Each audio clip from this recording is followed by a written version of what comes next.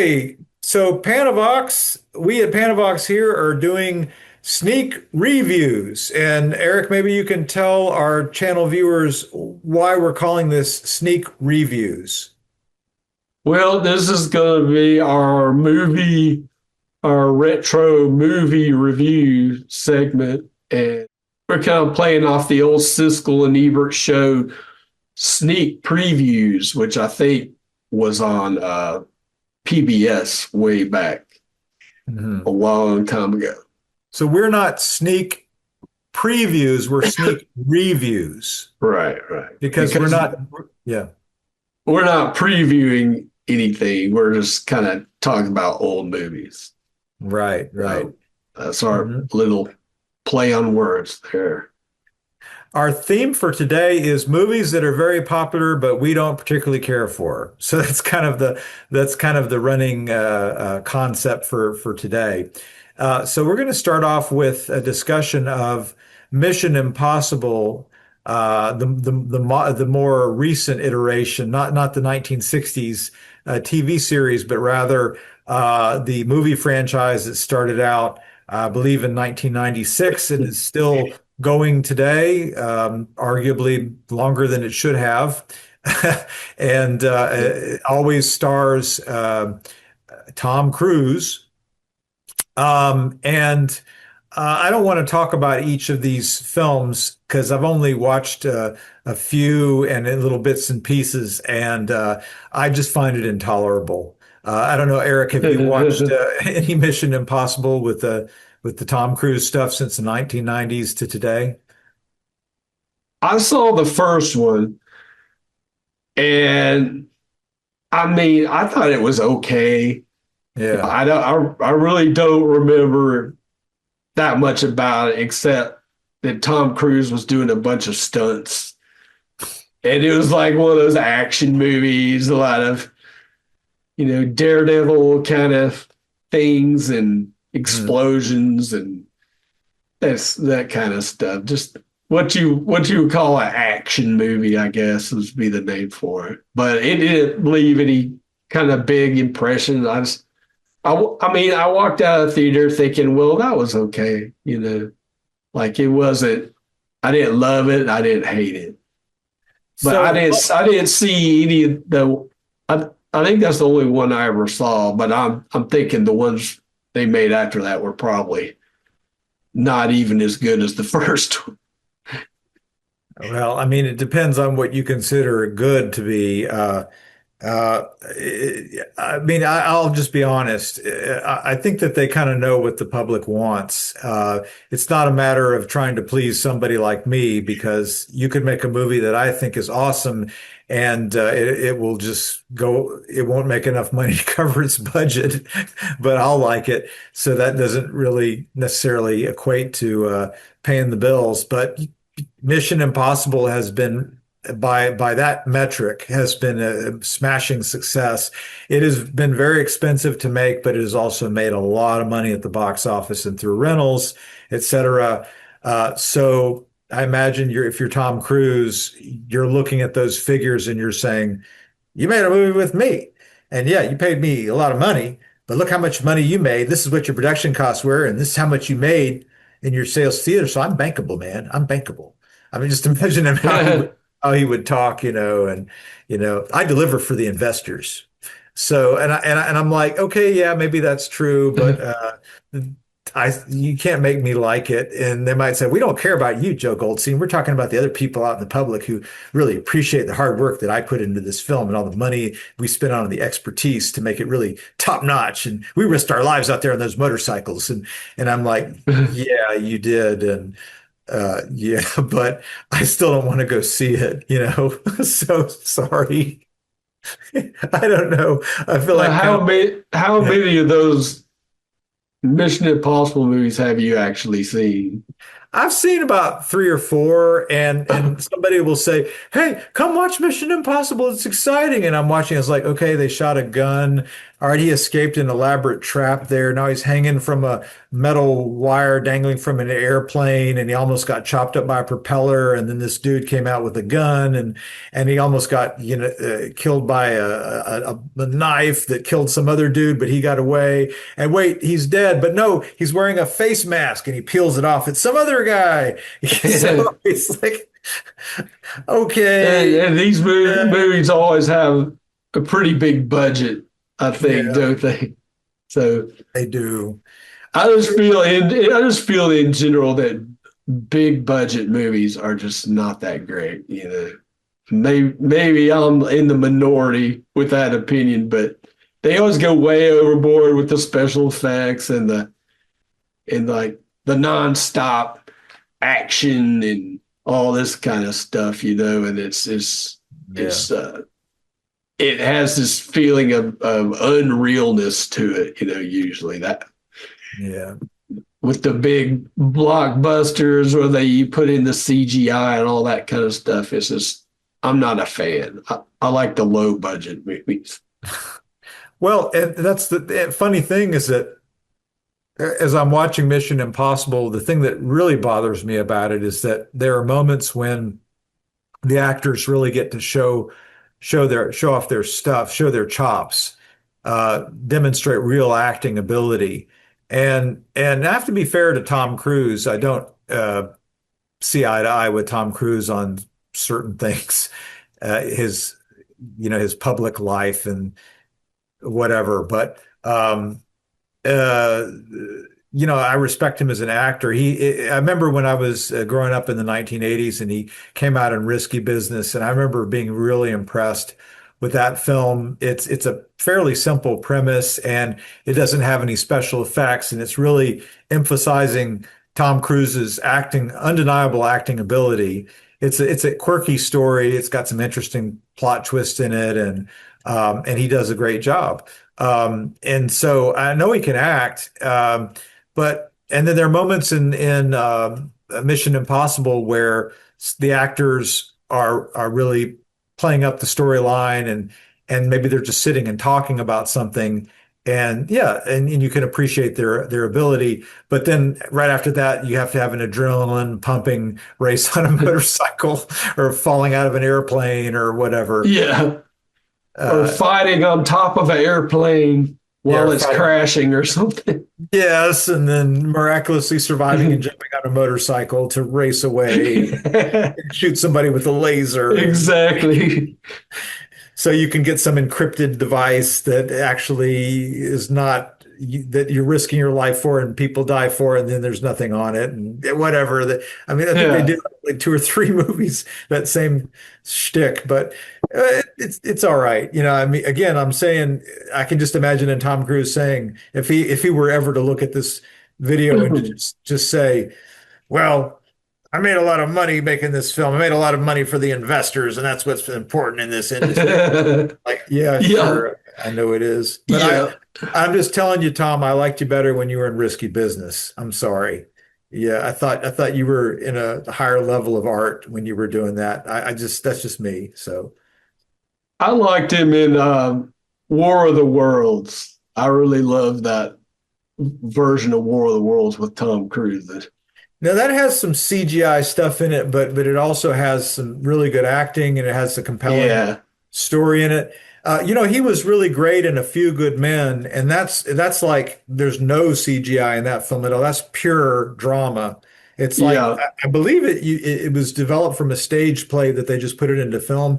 That was really? Yeah, in the early 1990s. You haven't seen that. That's a really great Tom Cruise film. It's got I like that. That's one with Jack Nicholson. Demi Moore is one of the lawyers in there. Yeah, that's a good one. You can't handle the truth. Yeah, that's it. I want the truth.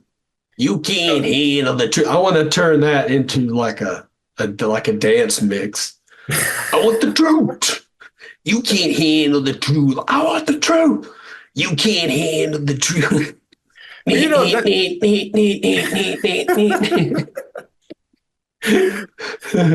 Well, we'll wait for the release. That will be coming out soon. I but might not ever get around to doing that. It's just well, you should. I mean, that it would. needs to be somewhere in Can you like sample that without copyright violation? I mean, no, probably not. okay. No. But again, I want to get back to a movie like A Few Good Men, and you see Tom Cruise in that, and you know what he's capable of doing as an actor.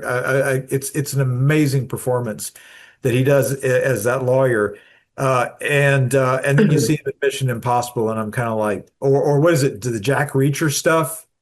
Uh, that's going on a different topic. I don't know. The Jack Reacher films are maybe a little bit better than Mission Impossible, but. This is my personal. I'm not familiar with those. Yeah, so that's a whole other storyline. But again, I think he's a great actor. He has great acting ability. They say he's risking his life because he doesn't like a stunt man for a lot of these things. So you'll say, "Is that a stunt man or is that really Tom Cruise?" And it's like I read up on it, it said it's really him. And it's like, whoa. And they had an interview with him, and he's like saying, I put my life on the line. I do these stunts myself. I take this very seriously. And I'm like, yeah, okay, we get it, man. You're intense, Yeah, really intense. that's not me at all. It's like I'm not a risk taker, you know. I Yeah. think good for him that he's willing to do that stuff, but And at his age too. I mean, he's older than me and I'm like in my 50s. So what the dude's like 60 some years old, early 60s, and he's flinging himself out of helicopters and yeah, stuff. Uh, I guess maybe he's made a different stuff than the rest of us. yeah, yeah. I guess. Anyway, that's all I have to say about Mission Impossible. And you were going to tell us about you said your movie that was popular, but you just didn't particularly care for it. So your turn.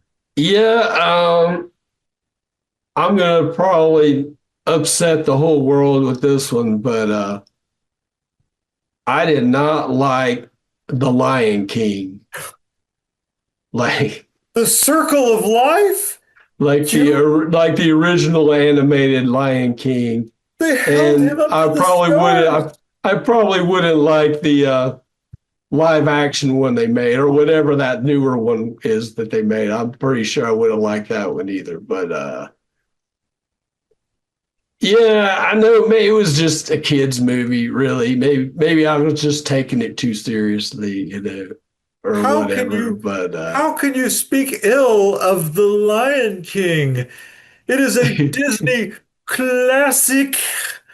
I need to hear what your reasons are, man.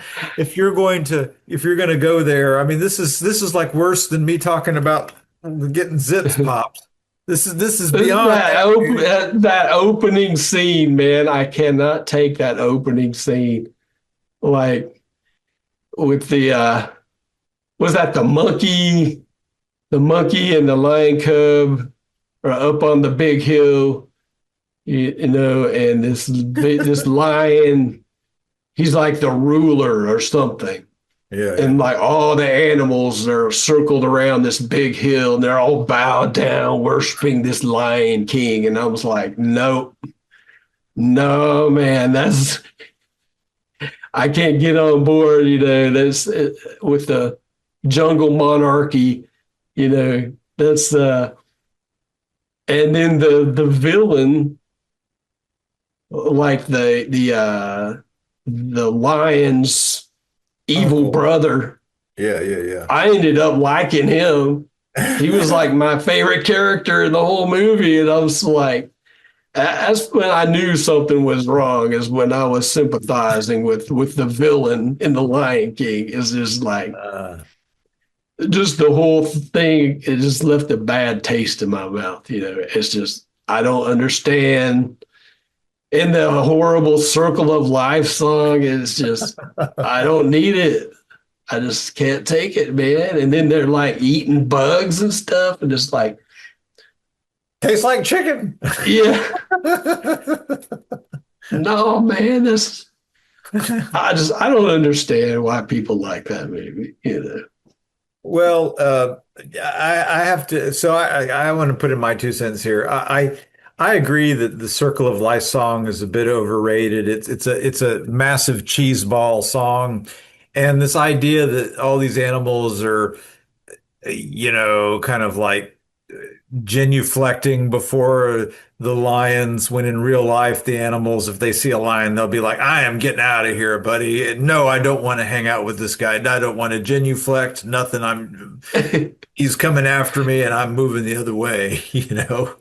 That's, I mean, what is the Lion King to think? Oh, I see your highness is hungry. Here, have a bite of my arm or whatever. I mean, nobody's going to say that, man. Right, right. It's ridiculous. And they Yeah, never, they call him, he's king of the jungle. Is that what they call lions?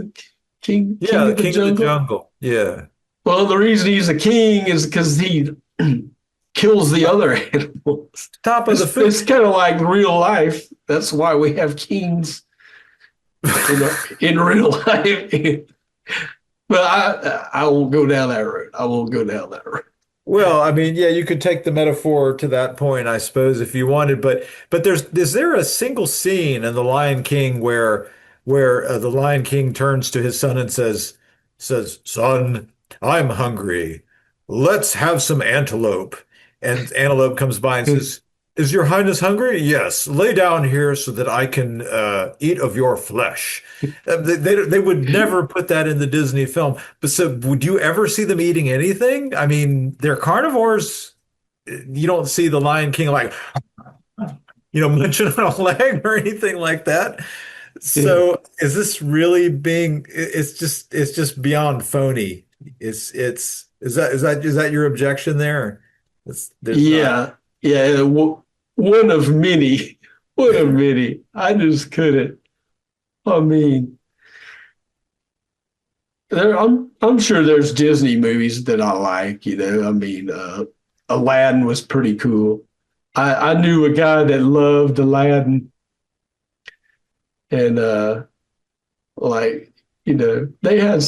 they've done some good movies over the years that I respect. But that one just really, really got to me. Yeah. Yeah, and I think it's Disney's. And I think they even made a music, like a Broadway musical. Oh yeah, yeah, they did. It's like anything I don't like, it lives forever and is continually recreated over and over again. It seems like seems Guns that N' way. Roses. You ever hear about like Guns N' Roses when they came out? I don't want to go off topic here. When Guns N' Roses came out, I was like, no, nobody needed to do this. We didn't need this. Even today, they're saying Guns N' Roses is a classic rock music act, classic rock. And I'm looking at it and I'm saying they should have never come out on the scene in the first place. This is a mistake. You guys don't seem to understand. This should have never happened. And you're treating it like it's some sort of that they deserve to be in rock and roll fame. Heck, they should have never gotten a record label. I mean, come on, man. So, I have something related to that. Yeah.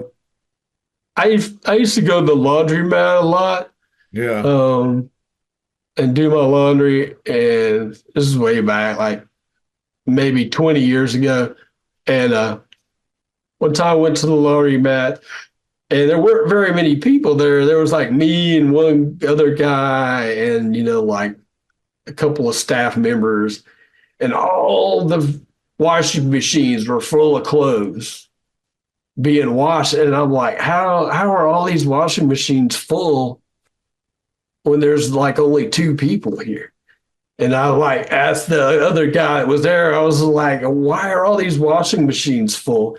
Then he looks at me, he goes, "Welcome to the jungle." What's that supposed to mean? Welcome to the jungle. What else? Anyway, that's how Axl would probably respond to what you just said about Guns N' Roses. Welcome to the jungle. We're never going away. We're here forever. You know, they're never We're going away. here forever, baby, no matter what you say. Same thing with The Lion King. The Lion King is not going anywhere. They're going to make it into, they already made it into a musical, which will run on Broadway until after you've passed away. It'll still be on Broadway. They'll bring it back every now and then. Circle of Life. But the last point I wanted to make about another point I wanted to make about the Lion King is that Disney has a tendency to anthropomorphize everything, to make everything, animals, plants, inanimate objects, everything assumes human qualities. Yeah, And and then the thing that gets me, I think that Lion King started this, is where well, maybe this goes even farther back, where you have these anthropomorphized animals or plants or inanimate objects, and they act like Americans. They act very American. And even if it's the context is in some other time frame, they could have been talking about their iPads or their iPhones or uh, going to cheerleading practice or something, but they might rephrase it within the historical context. But the way they talk about it is very so, Simba is that the same with the kid who would be king, right? No, that was I that the think, yeah, the heir to the heir throne. to the throne, and he's acting like, in a lot of ways, like a little, I don't know, kid going to boarding school in some rich neighborhood or somewhere in New York State. I don't know. And the girls he meets are like the prep school girls or something. But he's a lion out in the savannah of Africa, and we're supposed to believe that he's has the thoughts and feelings of a prep school kid from New York State. It's just kind of mean, it kind of stretches credulity, it stretches Yeah. yeah, it's kind of ridiculous, but maybe Yeah, that's the point. I and don't know. this whole idea of destiny, like he was destined to be the Lion King, because of his bloodline or whatever. It's just I don't like it. You don't approve of the idea of monarchy and principle. We're just, I guess maybe we can go down this side path just a little bit. But are you like opposed to the idea of monarchy in general, or? uh, I don't know. I guess just anything that kind of resembles an aristocracy is just I don't. They exist, but you don't want to Yeah, be reminded about it in a film. yeah, I yeah, guess what you're saying. yeah. Yeah. Yeah, I mean, because you think about how many stories are about king when you hear the fairy tale stories when you're a kid, and they said once upon a time there was a king and a queen, and they lived in a castle with a beautiful princess, and goes on from there. So this has been going on a very long time, but you're kind of saying let's not have stories about kings and queens and princesses and princes, right? Let's move beyond that. Yeah, Yeah. I guess I don't really know. Some of them might be okay. Who knows? That one though, with making the animals into humans in a way in the Lion King, that was just a bit too much. The premise of it, right? A Yeah, bit too yeah, much. Yeah, I can kind of agree with it. I think it's an overrated film. I mean, the animation is wonderful. The songs are catchy. People have been enjoying it for, I guess, since the early 1990s. Was that when it came out? And it was a big hit. And it's got a lot of beloved actors on it, et cetera. So I'm not going to deny any of that. But still, I mean, we just call a spade, right? We have some issues with the central premise of the film, the concept, right? yeah. I Yeah. do anyway. I don't know if that many other people do, but It's not my favorite I Disney. I feel like kind of a freak for not liking it. Well, it has become kind of a sacred, I would maybe not sacred, but a film that people refer to a lot in a very positive way. And yeah, you do kind of feel like you're out of step with most people if you criticize it. I think that's true. But Yeah, I guess there, my big objection is why does this lion deserve to be worshipped by all these other animals? Like why? You know, hmm, I don't see the reason for it. yeah, A lion doesn't need to be king, you know. yeah. Yeah, well, I don't know. I saw this video the other day of a what was it, a water buffalo. Uh, Lion decided that he was going to make a meal out of it, and the water buffalo decided to stick one of his horns into the lion's gut. So it didn't turn out very well for the lion, you know.